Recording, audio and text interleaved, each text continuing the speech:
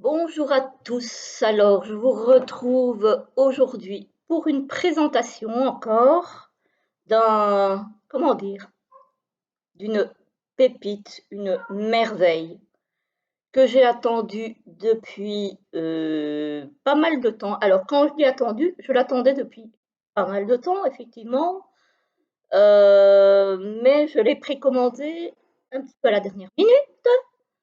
Et je l'ai reçu hier en début de soirée, ce qui fait que je n'ai pas fait la review hier soir, mais je vous la fais ce matin. Je pensais vous la poster la semaine prochaine, parce que la semaine prochaine, je pars quelques jours.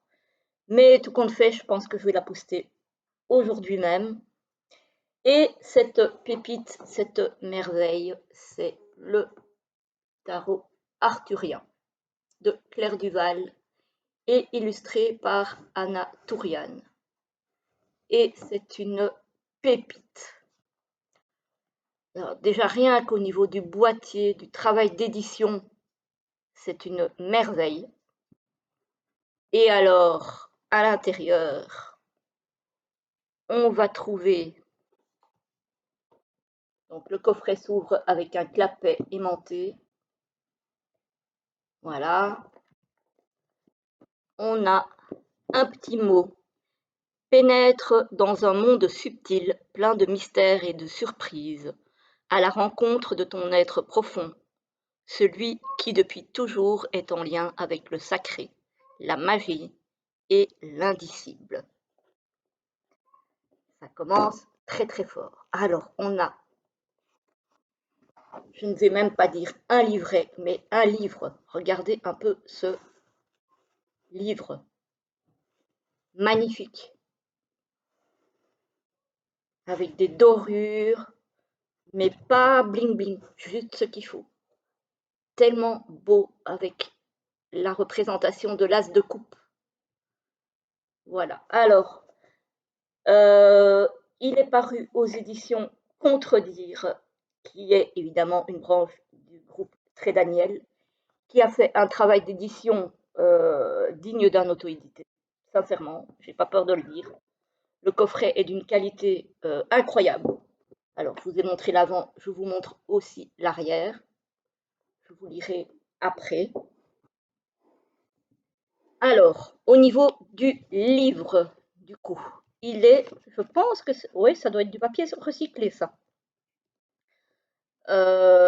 Donc, c'est du papier qui n'est pas totalement blanc. Et moi, je trouve ça très, très chouette. Voilà. Alors, il y a 373 pages. 373 pages. Alors, comme le disait très justement Sabrina dans sa review, parce qu'elle l'a déjà faite, Sabrina Passion des oracles, du coup, le livre est cousu, donc vous pouvez, alors moi j'ai peur de le faire, mais vous pouvez un petit peu casser pour pouvoir l'ouvrir. Voilà, il ne va pas se déchirer, ce n'est pas collé. Alors donc, le livre, on a le sommaire, forcément, on a une introduction, on a pourquoi un tarot arthurien, donc pourquoi est-ce que Claire a décidé de faire un tarot arthurien. Alors, on a le tarot en quelques dates, donc l'histoire du tarot avec quelques dates clés, donc importantes. Il y a des explications sur la structure du tarot. Elle reprend à chaque fois, alors d'abord les arcanes mineures, où elle détaille à chaque fois la signification des suites, donc bâton, coupe, épée, denier. Voilà. Alors, elle précise dans la structure du tarot que la justice se trouve en position 8 et la force en 11, comme dans le Marseille et dans le Tot.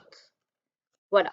Par contre, au niveau des mineurs, c'est vraiment assez fidèle au rider, je trouve. Voilà. Moi, personnellement, ça ne me dérange pas. À partir du moment où les mineurs sont illustrés, ça ne me dérange pas. Donc voilà, elle explique donc un petit mot sur la signification de chaque suite. Puis elle explique les 10 cartes numéraires, donc l'As, le 2, le 3, jusqu'au 10. Voilà. Puis elle explique les cartes de cours ou les cartes de figure.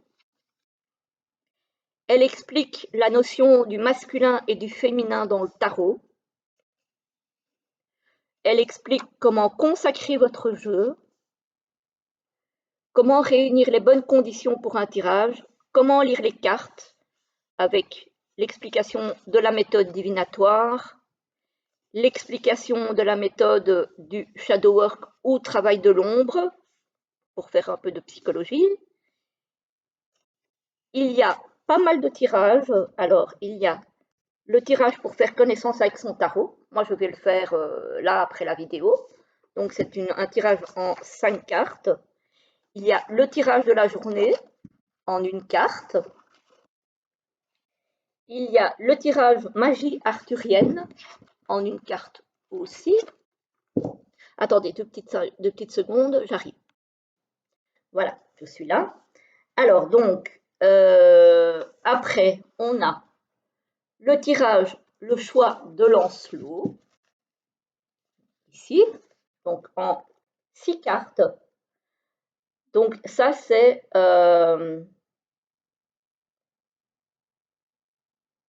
pour aider à prendre une décision dans une problématique. Alors, le tirage de la quête d'amour en forme de cœur, ça, c'est chouette aussi, en 6 cartes aussi, en 7 cartes, pardon. Voilà, donc il y a pas mal de tirages. Il y a le tirage Guenièvre et Lancelot. Donc ça, c'est sur une relation, qu'elle soit amicale ou sentimentale ou bref, ou autre. Alors, il y a le tirage de la magie des fées. Voilà. Donc ça, c'est le tirage qui explore la capacité à manipuler les énergies de vie et de guérison. Sympa. Ça, c'est en 3 cartes. Et puis encore en 3 cartes, on a tirage la force du chevalier pour explorer sa part masculine et la capacité à agir dans le monde. Et puis on a le tirage la clairvoyance de Merlin. Voilà, pour nous guider sur notre chemin de vie. Ensuite, on a le calcul des cartes de naissance avec la carte essence, la carte personnalité, la carte destinée. Ensuite, on a un tableau avec des dates et avec la carte qui correspond à cette date. Donc, si vous voulez trouver votre carte de naissance, vous pouvez vous référer à ce tableau. Très, très intéressant, hein, franchement. Et ensuite, on a la signification des cartes. Alors, la signification des cartes, on a la carte en grand et en couleur. Alors, d'habitude, je dis que je me fiche un petit peu de savoir que la mignonnette soit en couleur ou en noir et blanc. Mais là, avec une telle pépite, l'avoir en grand et en couleur, c'est quand même un gros, gros plus. Ça, il n'y a pas photo. C'est un gros, gros plus. Alors, on a par exemple ici pour le fou, qu'on a renommé ici, que Claire a renommé le fou des bois. On a par exemple un petit mot. On a Merlin est là, éternel enfant. À gorge déployée, il rit. Il rit de lui, il rit de nous. Ne te méprends pas. C'est par sa folie sacrée qu'il nous entraîne vers la sagesse. Et on a en dessous les correspondances, ici dans un petit encadré, je ne sais pas si vous allez bien le voir, on a les correspondances. On a donc le fou dans le tarot Rider, on a le mat dans le tarot Marseille, et on a le titre qui est l'esprit de l'éther, et il fait partie de l'élément R. Voilà. Et on a ça pour toutes les cartes. Alors ici, on a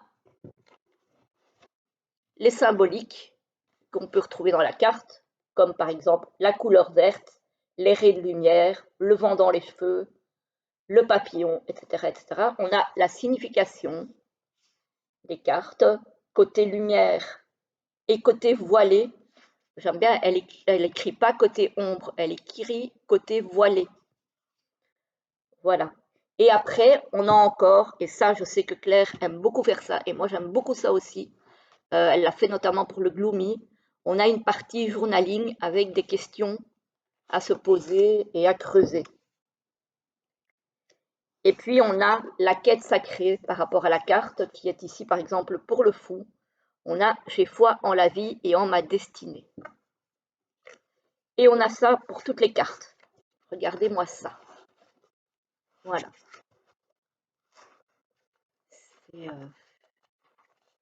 C'est merveilleux. Ce livre est très, très, très beau, très, très bien écrit, très complet. C'est clair, quoi. Voilà, c'est clair.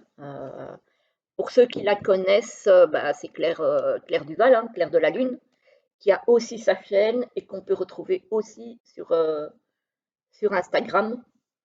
Donc ça, c'est pour le bouquin qui, à lui tout seul, mérite déjà le détour. Alors, maintenant, on va prendre les cartes. Alors, on a le petit ruban pour soulever la petite boîte dans la grande boîte. Alors, moi, c'est un... Alors, vous allez me dire que c'est peut-être du gaspillage, etc., etc. Moi, je trouve qu'au niveau de la finition de l'ouvrage, surtout quand c'est un ouvrage d'une telle qualité, ça mérite quand même une grande boîte avec une petite boîte. Voilà, l'intérieur est noir, mais je pense qu'il doit y avoir une illustration en dessous. Je n'arrive pas à le retirer. Il est amovible, mais je n'ai pas envie de l'abîmer. Je pense qu'à l'intérieur du coffret, il y a peut-être l'illustration qui se trouve au dos de la carte, au dos des cartes, pardon. Donc, on a la même illustration que sur la grosse boîte, avec des finitions dorées, mais juste ce qu'il faut, franchement, pour rehausser la boîte. Le dos est comme ceci. On a les encoches, mais franchement, elles s'ouvrent facilement. Ah ben, vous voyez, à l'intérieur ici, on a la même illustration que sur le dos des cartes. Hop, et ici aussi. Et ici aussi. Alors, on a évidemment l'illustration du dos des cartes. On a les bordures dorées. J'espère qu'elles ne vont pas sauter trop vite parce que pour un tel tarot, ça serait vraiment très dommage. Il va falloir que je le manipule avec beaucoup, beaucoup de précaution. C'est un tarot avec des cartes d'une qualité exceptionnelle pour un auto-édité. Vraiment, pour un mass market, pardon. Vraiment, c'est très très rare. Alors moi, elles ont collé un petit peu à cause des bordures dorées quand je l'ai reçu. Donc j'ai pris déjà le temps de les détacher pour ne pas avoir à le faire pendant la présentation. Le tarot est un tout petit peu plus large que le tarot traditionnel, mais il tient très très bien en main. Les cartes glissent impeccablement bien. C'est mat. Voilà, moi ça me convient très très bien. Et on va regarder les illustrations. Donc avec le fou des bois, qui est donc le fou, la magicienne au lieu du magicien, la grande prêtresse qui est restée pareille, l'impératrice, regardez-moi ça comme elle est belle. Voilà, les illustrations évidemment c'est Anna Tourian, on reconnaît sa patte hein, sans problème, et ce sont toujours des illustrations superbes. L'empereur, franchement cette collaboration, ça a donné vraiment quelque chose de magnifique. Le hiérophante, l'amoureux,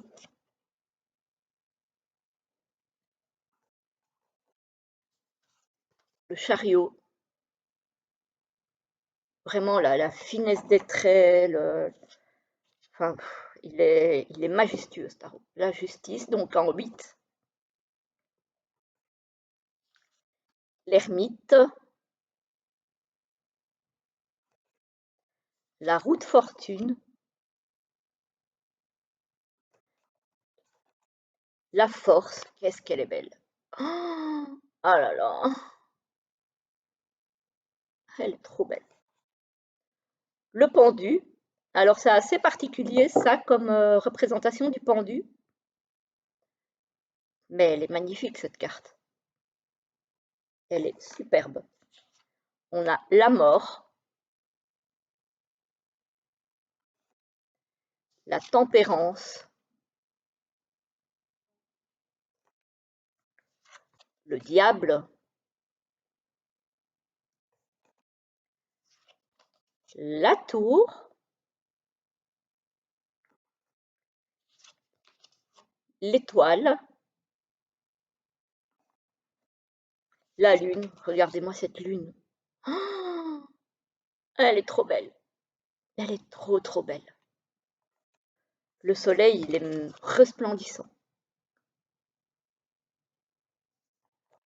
Le jugement, oh là là. Oh, le cerf, blanc pour le monde. Très très belle, hein. Franchement, c'est... Alors, on arrive dans les mineurs, l'as de bâton. Le 2, qui pour le coup montre bien la planification. Je trouve que les mineurs, quand même, correspondent aussi très bien aux riders, même si au niveau des majeurs, ils sont numérotés comme à Marseille. Ça va pas me perdre, moi perso, parce que je ne suis pas du tout team Marseille. Mais alors, pas du tout. Et franchement, c'est pas ça qui va me perturber dans la lecture de ce tarot. Parce que je trouve qu'il est quand même très très représentatif du rider.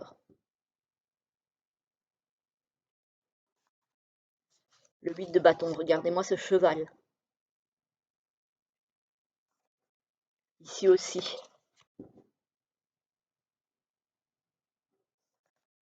Le 10 de bâton.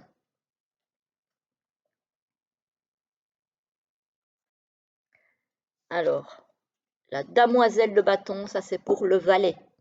Les valets sont des damoiselles, pour coller évidemment au thème du jeu. Le chevalier de bâton, je le trouve splendide, c'est une de mes cartes préférées.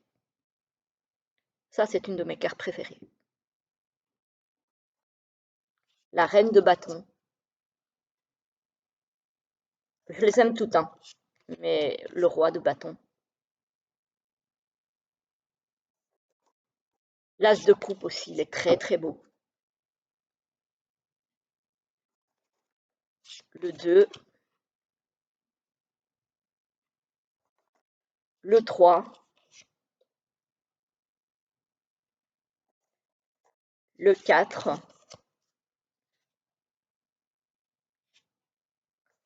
le 5 de coupe, où là on n'a pas non plus une représentation totalement classique, on n'a pas les coupes, mais on a voilà, la reine qui a perdu sa couronne un petit peu, quoi, hein.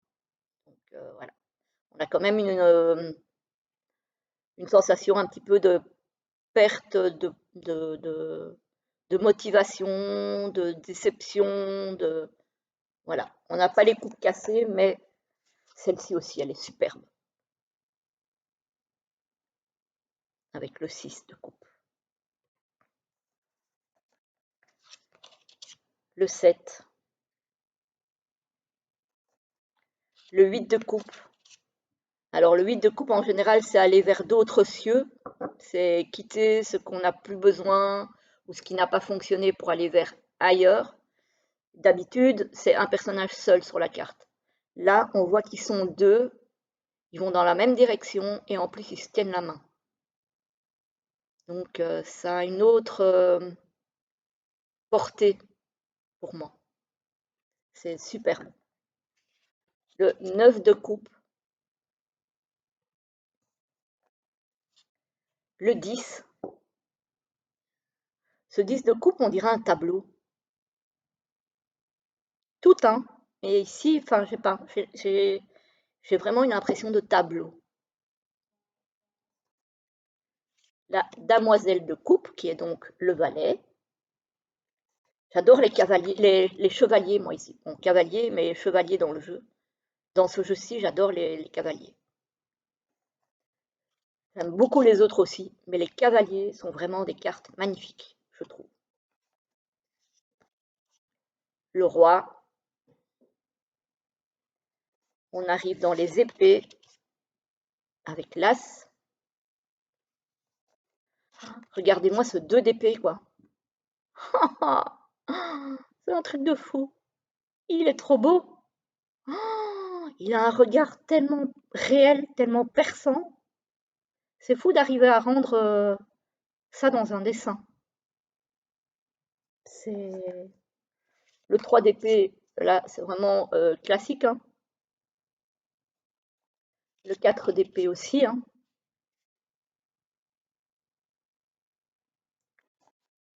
Le 5. Le 6 d'épée, très très beau. Le 7. Le 8 d'épée. Les cartes glissent très très bien. Je confirme que vraiment, il n'y a aucun souci. Même si elles sont mates, le 9, ça glisse parfaitement bien. Le 10 d'épée. Même si la carte est dure, on voit quand même que derrière le 10 d'épée, qui est donc la dernière carte numéraire de la suite d'épée, le soleil arrive. Donc on arrive au bout de nos peines, on va dire ça comme ça. Et derrière, il y a quelque chose de plus sympa qui se profile. La Damoiselle d'épée, elle est très jolie, magnifique. Le chevalier, bah, voilà, hein. La reine d'épée, qui est effectivement très dans le mental, dans la réflexion, dans la stratégie aussi. Et alors avec le roi d'épée, c'est le couple en fait. Voilà, c'est la même illustration, la même configuration. Donc voilà, ils élaborent leur stratégie. Je trouve que c'est très très bien fait ça, d'avoir le couple dans dans la même configuration. On arrive dans les deniers avec l'as de denier que j'aime beaucoup.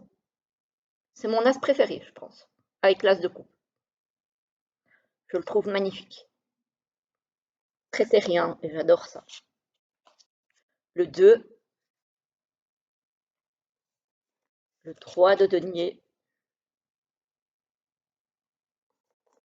le 4, elle est belle, hein. Le 5 de denier, on a bien cette notion un petit peu de pauvreté, hein. Le 6 de denier, le 7, le 8, le 9 de denier que je trouve splendide,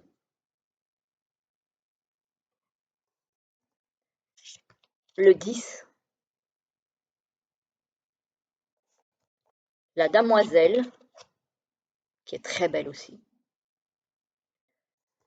Le cavalier, bon, tout le monde aura compris que c'est ma carte préférée dans les suites, hein. La reine de denier et le roi de denier. Voilà pour ce tarot magnifique. Il n'y a même pas de mots assez forts pour décrire cette merveille.